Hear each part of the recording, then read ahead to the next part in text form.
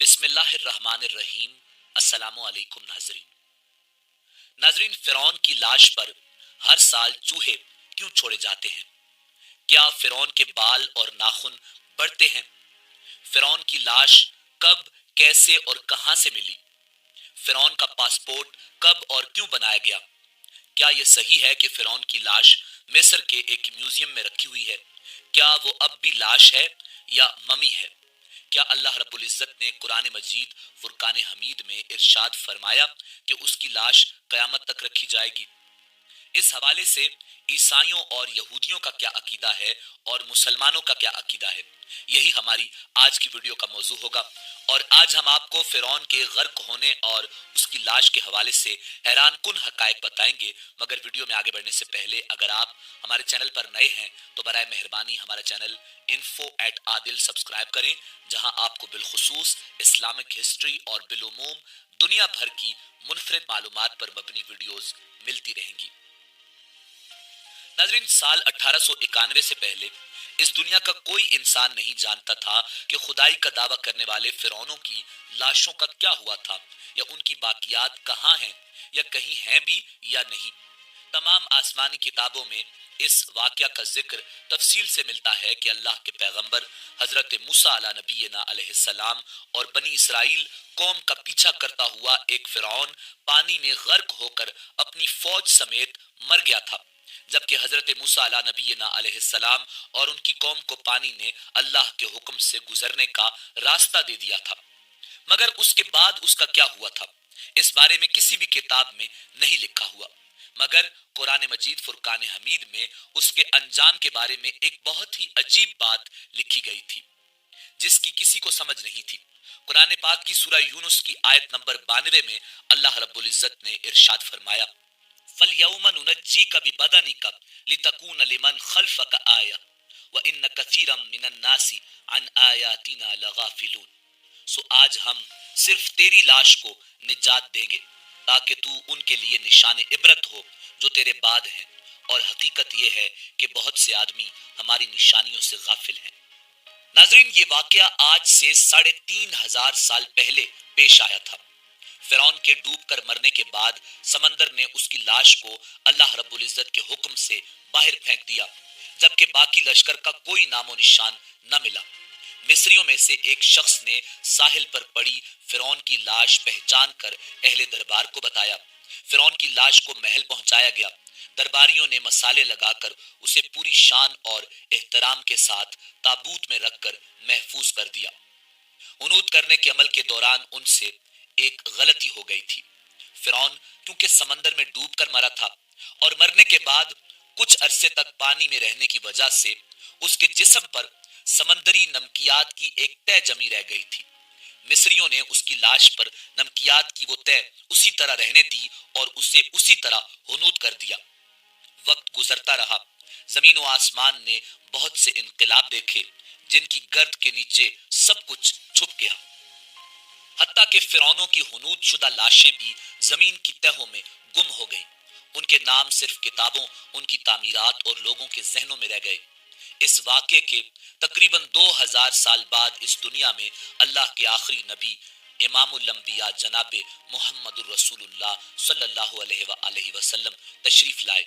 ان پر نازل ہونے والی آخری کتاب قرآن مجید فرقان حمید میں فرعونوں کے قصے بڑی تفصیل کے ساتھ بیان کیے گئے تھے، اور اسی سلسلے میں اس فرعون کا جسم محفوظ کرنے کی بابت آیت بھی نازل ہوئی تھی، جس کی سچائی پر سب اہل ایمان کا پختہ یقین تو تھا، مگر وہ سمجھنے سے قاصر تھے کہ اس خدائی کا دعویٰ کرنے والے کی لاش کہاں محفوظ کی گئی اور کیسے اسے عبرت کا نشان بنایا جائے گا۔ ناظرین، سال 1871 میں مصر کے ایک شہر الغورنیہ سے تعلق رکھنے والے غریب اور معمولی چور احمد عبد الرسول کو فرعونوں کی حنوط شدہ لاشوں کی طرف جانے والے خفیہ راستے تک رسائی مل گئی۔ ناظرین، احمد عبد الرسول نوادرات چوری کر کے بیچا کرتا تھا۔ ایک دن وہ دریائے نیل کے کنارے کے قریب تبیسا کے مقام پر اسی سلسلے میں پھر رہا تھا جب اسے ایک خفیہ راستے کا پتہ چلا۔ وہاں وہ نوادرات کی چوری کے لیے جگہ کھود رہا تھا کہ اسی دوران اسے کچھ لوگوں نے پکڑ لیا اور پولیس کے حوالے کر دیا۔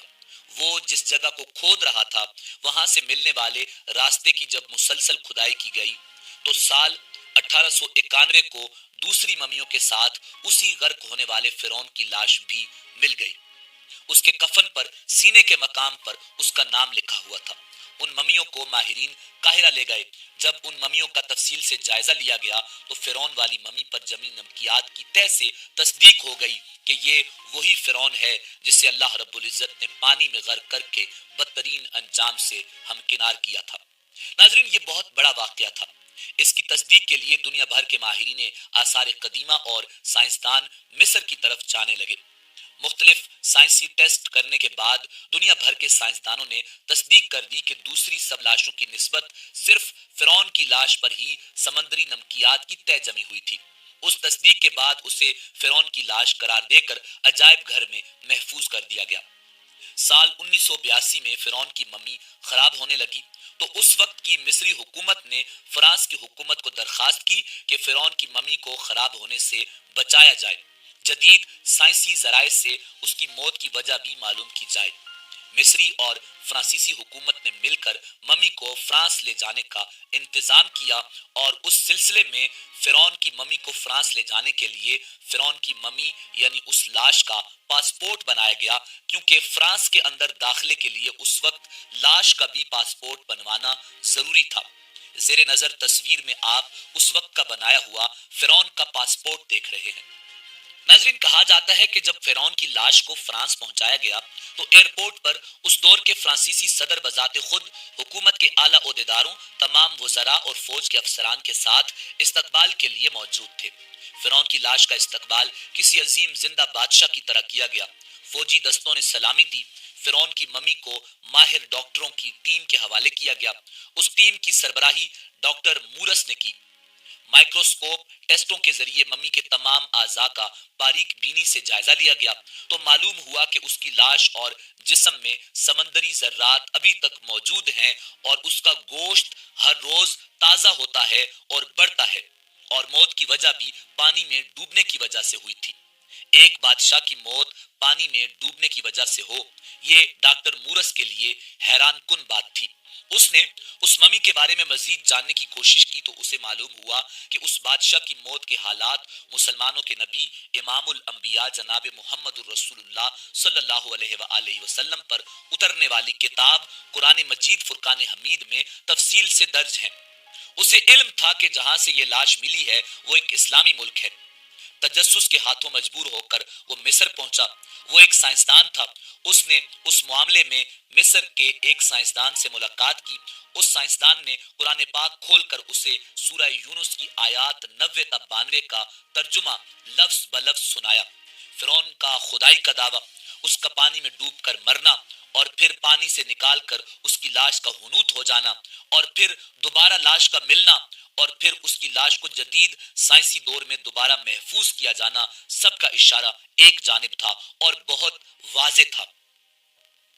ناظرین، یہ اللہ رب العزت کی شان، مقام اور مرتبہ ہے کہ اس نے فرعون جس نے خدائی کا دعویٰ کیا اور اس پروردگار عالم کے مقابلے میں آیا، اس کی لاش کو قیامت تک نشان عبرت بنا دیا۔ فرعون وہ واحد شخص ہے جس کی لاش پر گوشت تر و تازہ ہے، لگتا ہے ابھی کسی نے اس کو سلایا ہو۔ اس کے بال اور ناخن بڑھتے ہیں، بلکہ اس کی ناش پر گوشت بڑھتا ہے اور بڑھتا رہتا ہے۔ ہر سال 15 مارچ کو اسی میوزیم میں چوہے رکھے ہوئے ہیں جو اس کے اوپر چھوڑے جاتے ہیں اور وہ اس کا بڑا ہوا گوشت کھا جاتے ہیں اور پھر اس کی ڈریسنگ کی جاتی ہے اور اس کو دوبارہ شیشے میں رکھا جاتا ہے۔ ناظرین، فرعون کی لاش کے بال بالکل صحیح، آنکھیں، ہر چیز بالکل صحیح سلامت۔ وہ لگتا نہیں کہ یہ 3500 سال پرانی ممی ہے۔ ممی اور لاش میں فرق ہوتا ہے۔ ایسا لگتا ہے کہ یہ نئی اور تازہ لاش ہے۔ موسیٰ علیہ السلام اور ہمارے آقا کریم نبی آخر الزماں امام الانبیاء جناب محمد الرسول اللہ صلی اللہ علیہ وآلہ وسلم کے درمیان 2000 سال کا فرق ہے۔ میں تمہارے جسم کو نجات دوں گا اور لوگوں کو کہوں گا کہ دیکھو یہ انجام ہے خدائی کا دعویٰ کرنے کا۔ ایک دفعہ موسیٰ علیہ السلام نے پوچھا، اے پروردگار عالم، تو فرعون کو اتنی مہلت کیوں دیتا رہا؟ وہ تو کہتا تھا میں خدا ہوں، تو اللہ رب العزت نے ارشاد فرمایا یہ کمبخت اپنی رعایا میں عدل کرتا تھا، اس لیے اس کو میں مہلت دیتا رہا، جب اس نے ظلم کیا تو پھر پکڑا۔ ناظرین، فرعون کی لاش کے حوالے سے عیسائیوں اور یہودیوں کا یہ عقیدہ ہے کہ فرعون پانی میں غرق ہو کر ہلاک نہیں ہوا تھا، بلکہ وہ اس وقت بچ گیا تھا اور بعد میں طبی موت مرا۔ اور قرآن مجید فرقان حمید کی آیات بینات کے مطابق مسلمانوں کا یہ عقیدہ ہے کہ فرعون کو اللہ رب العزت نے پانی میں غرق کر دیا تھا اور قیامت تک اس کی لاش کو نشان عبرت بنا دیا۔